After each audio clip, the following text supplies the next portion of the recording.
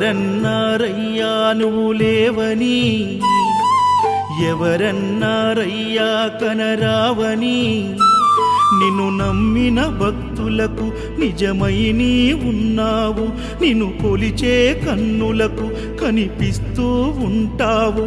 ఎవరేమన్నా అనుకున్నా నిన్ను మరవనయ్యా.